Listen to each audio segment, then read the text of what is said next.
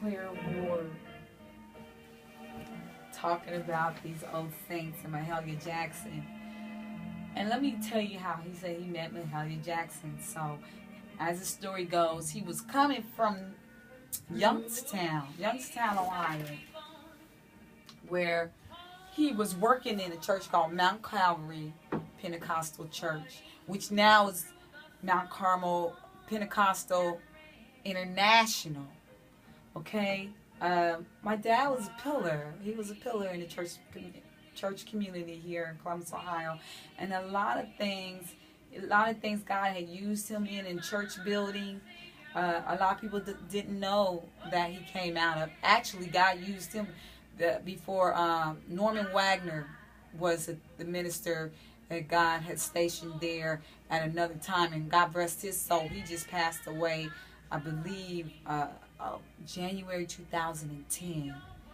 The Lord, he's now resting from his labors. He retired, not only retired, I mean, like retired eternally, fell asleep in the Lord.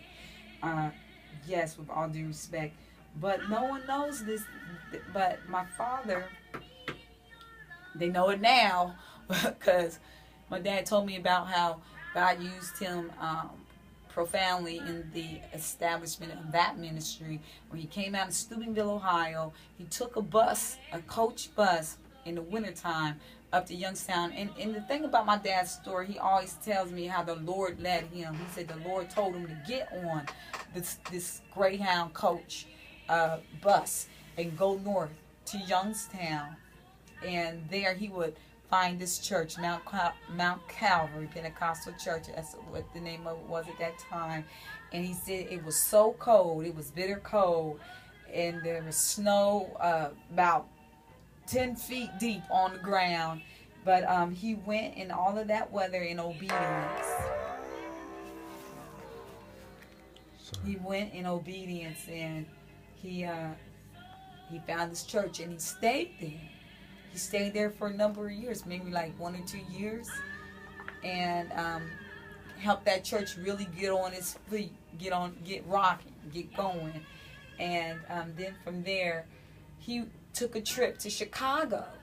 Okay, he drove. Now, mind you, again, remember the times, but that was 99. So we're talking in the 30s, all these activities going on. The Pentecostal Assemblies of the World. He came out of that stead. It's important that I say that because I'm going somewhere with this.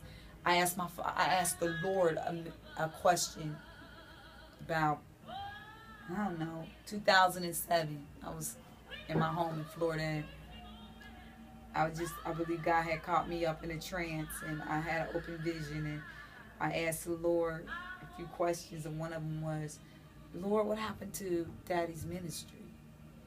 And from there spawned this odyssey. Like, been walking after the Spirit ever since. God revealing to me everything that happened to my father's ministry. Cut.